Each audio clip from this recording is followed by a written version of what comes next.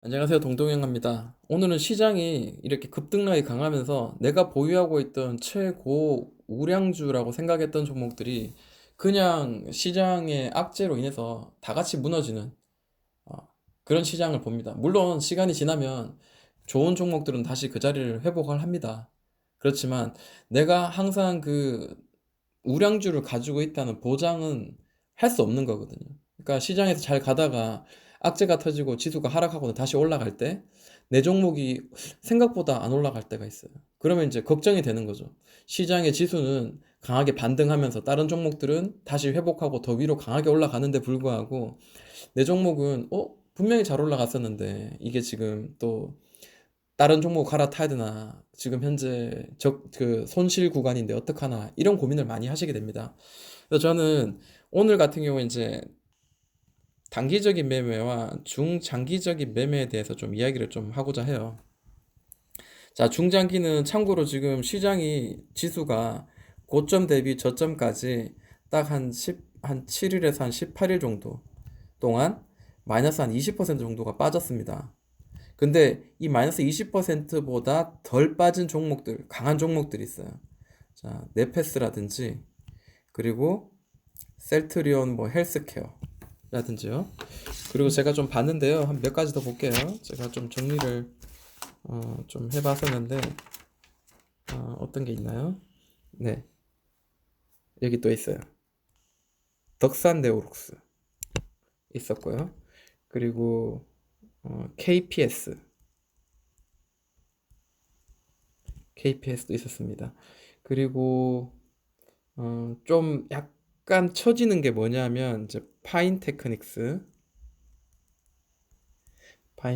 KH 바텍 그리고 세경 하이테크죠. 자, 얘들은 좀 그 A급이고요. 얘들은 좀 B급입니다. 그러니까 하락의 어떤 폭이 그나마 좀 시장보다 덜 했다라는 거, 잘 선방했다라는 거죠. 그것도 있네요.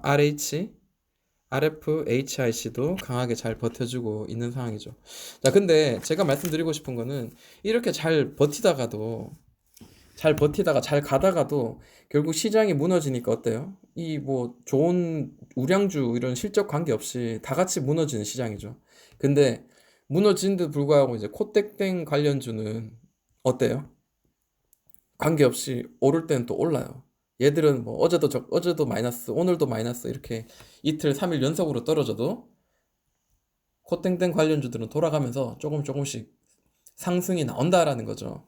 그래서 중장기 종목 우리가 물론 보유하면서 수익을 더 극대화해야 되는 게 맞지만 단기적인 매매는 또한 우리가 할 줄 알아야 된다라는 거죠. 그래서 이런 시장일 때는 물론 쉬는 것도 좋지만 이 사이에서도 충분히 단기적으로 매수를 해서 중간중간에 수익을 낼 수 있는 구간이 있다라는 거예요. 최근에 저는 이제 단기 매매를 스스로 많이 연구하고 그리고 이제 임상 실험도 나름대로 해보고 수익을 내고 했던 그런 내용들이 있습니다. 그래서 제 카카오 스토리에다가 그 수익 낸 일정들을 이야기하면서 하는데 그냥 생각 없이 그냥 덥석 사서 덥석 파는 게 아니고요. 낙폭 과대에서 어떤 자리를 돌파할 때 사서 단기적으로 살짝 지나갈 수밖에 없는 지나갈 가능성이 80% 이상 되는 그런 자리에서 아주 짧게 내는 거예요. 이걸 10% 수익을 내는 게 아니고. 그래서 이런 단기적인 매매는 좋은 점은 뭐냐면 시장이 좋든 나쁘든 간에 수익을 꾸준히 낼 수 있다라는 거죠. 뭐 짧게 2% 정도만 생각한다면은 충분히 수익을 더 안전하게 낼 수 있다라고 저는 생각이 듭니다. 자, 그러면 또 하나 우리가 또 생각해야 될 게 뭐냐면, 자, 그러면 알겠어요. 근데 단기 매매를 하기 위해서 그러면 내가 어떻게 해야 됩니까? 대응법을 제가 잘 알아야지 할 수 있지. 대응을 할 줄 모르면 단타를 하면 할수록 계속 손실 해서 그 그게 눈탱이가 점점 좀 커지는데 어떻게 하면 좋겠습니까? 저는 대응법을 좀 배워야 된다라고 생각을 해요.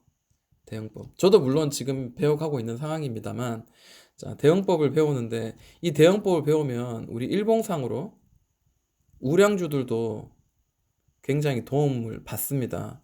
뭐 추세, 패턴, 그리고 이평선, 뭐 이런 것들을, 그리고 수급 이런 것들도 볼 줄 알아야 되지만, 이것뿐만 아니라 일봉상뿐만 아니라 분봉상 볼 줄 안다면은 빨리빨리 좀 이렇게 보고 곧바로 판단을 내릴 수 있는 그런 빠른 판단력을 가지고 있다면은 충분히 그 단기적인 매매, 단타도 가능하다 저는 생각을 하는데, 자, 그렇게 하려면은 제일 중요한 게 차트를 많이 봐야 됩니다. 차트를 정말 많이 봐야 돼요. 특히 그날 좀 강하게 오른 종목들의 차트를 훑어보면서, 내가 만약 내가 만약 예를 들어서 메가 MD가 오늘 한 5% 정도 올랐어요. 혹은 10% 정도 올랐어. 그러면 오늘 하루 종일 그 차트를 분봉을 보면서, 내가 만약 수익을 내는 단타 장인이면 이렇게 오늘 움직일 때, 자, 나는 어디서 매매를 할 것인가, 매서 수익을 낼 것인가, 이런 것들을 한번 스스로 연구를 해보는 거죠. 자, 이런 구간, 이런 구간이 되겠죠. 당연히 이게 일봉에서도 통하겠죠. 일봉에서도 이런 식으로 통하겠죠. 그리고 여기를 돌파하면서 지지 밟고 올라가는 이런 자리. 이게 일봉이 되든 주봉이 되든 분봉이 되든 어차피 비슷하게 간다는 거죠. 그래서 이런 차트를 많이 보고 연습하는 그런 것들이 저에게는 많이 도움이 되었습니다. 앞에 서론이 좀 길었는데요. 그러면 오늘 제가 매매하는 내용들과 한동안 지난 그 폭락장 2주 동안 매매한 종목들, 그리고 제가 왜 이 종목을 매수를 해서 수익을 낼 수 있었는지, 이런 내용들을 가지고 좀 같이 연구하고 같이 이야기를 나누는, 생각하는 시간을 좀 가져볼까 합니다.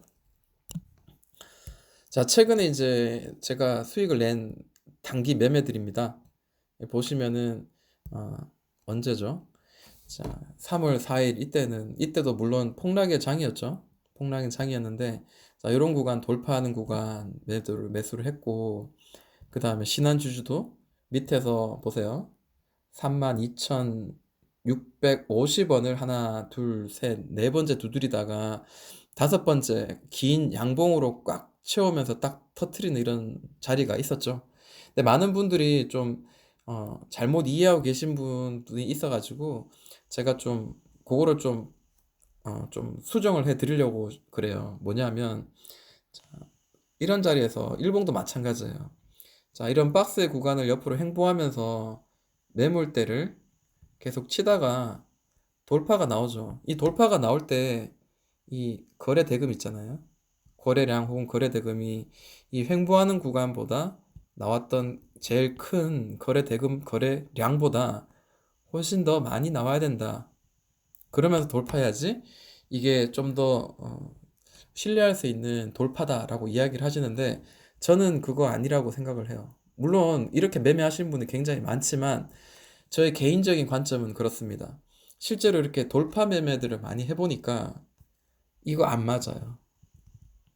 돌파하는 매매 안 맞습니다. 그럼 어떻게 하면 될까? 저도 연구 중입니다. 그렇지만 저는 이제 현재 제가 보고 있는 관점들은 이런 이평선들, 이평선의 저항을 맞고 떨어지다가 혹은 과대 낙폭으로 인해서 다시 이제 기술적으로 한번 반등을 나오는 자리, 그리고 돌파의 자리, 뭐 이런 거 위주로 좀 보는데요. 자, 오늘은 돌파하는 매매에 대해서 단기적인 그 캔들이 매물대를 돌파하는 그 내용만 가지고 일단은 좀 이야기를 좀 하고자 합니다. 그 안에서 제가 연구하고 또 매매를 하다가 또 생각이 나는 또 특정한 것들이 있다면 같이 공유를 하도록 하겠습니다. 자, 한번 이렇게 강하게 첫 번째 양봉이 뜨고 이 양봉 이후에 요 안에서 만들어지는, 그러니까 여기가 저항이 되었다가 돌파 이후 지지가 되는 32,600원, 그리고 돌파해서 첫 번째 나온 그 캔들의 위치가 32,800원이죠. 그러면 이 사이에서 매매를 첫 번째 매수를 해야 되는 게 저는 맞다고 생각하고요. 다만 32,600원에 가까운 자리 혹은 아래꼬리 살짝 줬다가 다시 올라올 수 있으니까, 그죠? 이런 자리가 만약에 형성이 되면 매수를 진행을 하는 편입니다. 왜 그렇게 해야 되냐면요. 손절선은 저는 좀 짧게 잡거든요. 뭐 3%까지 잡지 않고요. 마이너스 한 2한 5% 정도 이렇게 생각을 하니까, 일단은 이 박스를 돌파한다는 거, 밑으로 횡보하다가 돌파한다는 거는 굉장히 긍정적인 요소거든요. 만약에 아래로 만약에 깨진다면 언젠가는 이 캔들은 방향을 잡기 마련입니다. 위로 올라가든지 혹은 아래로 내려가든 둘 중에 하나죠. 근데 아래로 내려가기보다 이 상단을 일단 돌파해내는 캔들이 강하게 뭔가 딱 눈에 보인다면 이 친구는 다시 하락을 한다기보다 단기적으로 상승 혹은 3% 이상의 상승이 나올 가능성이 좀 굉장히 높다라는 거죠. 그 높은데 우리가 이제 베팅을 한번 해보는 겁니다. 그래서 다시 한번 그려볼게요. 그래서 제가 보는 관점은 자, 큰 절대 양봉, 큰 양봉에 한번 돌파 양봉이 나오죠.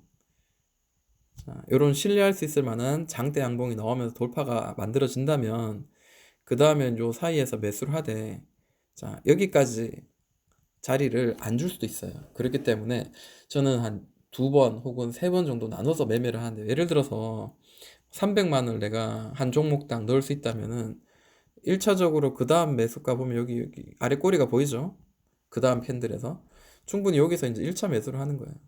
그리고 여기 밑에까지 아래 꼬리를 준다면 2차 매수 진행하고요. 자, 그럼 평단가가 대충 이제 이 자리쯤 되겠죠.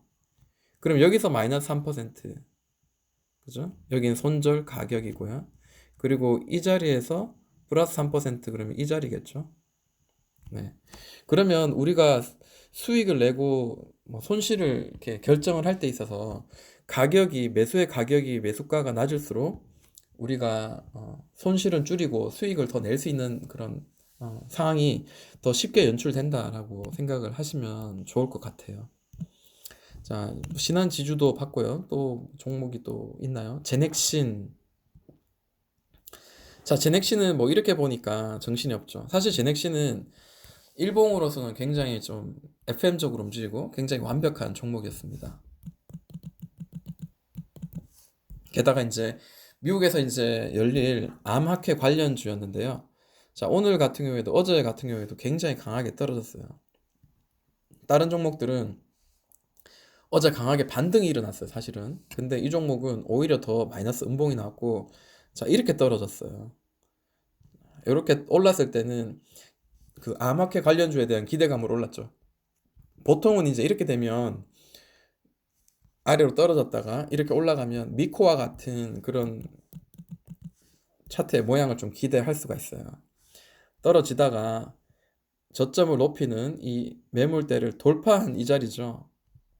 돌파한 이 자리면 충분히 한번 여기서 좀 놀다가 2차의 상승을 만들 수 있는 그런 자리였었습니다. 그런데 불구하고 이제 아마케가 이제 이런 코땡땡으로 인해서 연기가 된다 이런 말들이 이제 만들어지면서 무너졌어요. 무너졌어요. 근데 저는 이제 이 자리에서 매수를 진행을 했거든요. 이 자리에서 매수를 진행을 했어요. 자, 분봉을 한번 볼게요. 자, 15분봉을 볼게요. 자, 보니까 자, 이런 자리가 보이죠. 자, 첫 번째 한번 건드렸던 이 자리가 고점 자리가 62,670원, 80원인데 종가상입니다. 그리고 두 번째는 이제 여기 위에죠. 그죠?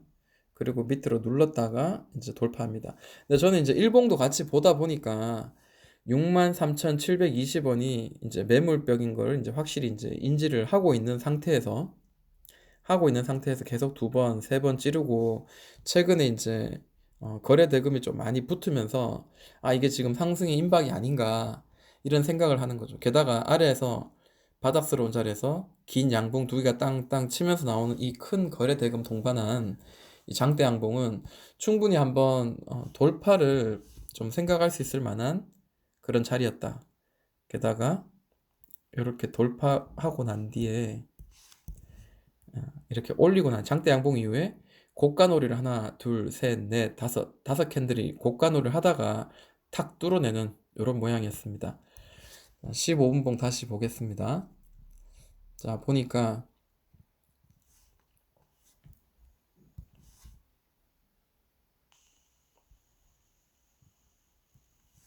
자, 여기를 한번 쳤고 그 다음에 또 여기를 쳤어요. 근데 실은 이제 이런 식으로 봐도 되겠죠. 왜냐하면 이 종가상을 이야기하는 거니까요. 저는 이게 돌파가 나왔다라고 생각이 들었고요. 자, 이런 자리에서는 좀 매수할 수 있는 충분한 구간이었죠. 자, 그리고 돌파하고 난 뒤에 간단하게 수익을 챙기는 그런 전략이 좀 맞았다라고 생각이 듭니다. 강하게 올랐어요. 한 번 치고 그 다음에 두 번째 쳤어요. 자, 옆으로 행보하면 두 번 쳤어요. 근데 어떻게 됐어요? 상단을 돌파해야지 또 다른 상승을 또 기대할 수 있는데, 자, 이 친구는 밑으로 깨지면서 한번 깨졌다가 이 파동을 만들면 떨어지죠. 그래서 자, 이런 종목 중에 박스를 만들어서 가다가 뭔가 살짝 위로 튀어 오른다면 위로 올라갈 가능성이 굉장히 높고요. 아래로 깬다면 다시 올라오더라도 이전 지지 바닥이 저항에 대해서 계속 이런 식으로 떨어질 가능성이 있다라는 거.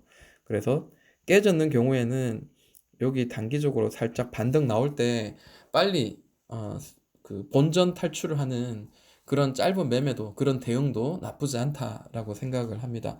그래서 결국 우리가 대응을 어떻게 하냐에 따라 나는 마이너스 1% 혹은 마이너스 2% 정도 손실을 내고 빠져나올 수 있고, 그러지 못한 사람들 어떻게 해요? 기회를 줬음에도 불구하고 혹시나 하다가 더 밑으로 떨어지면서 마이너스 7% 혹은 마이너스 10%에서 손실을 정하고 나오거나, 나는 뭐 언젠간 주겠지 생각하는 사람 어떻게 돼요?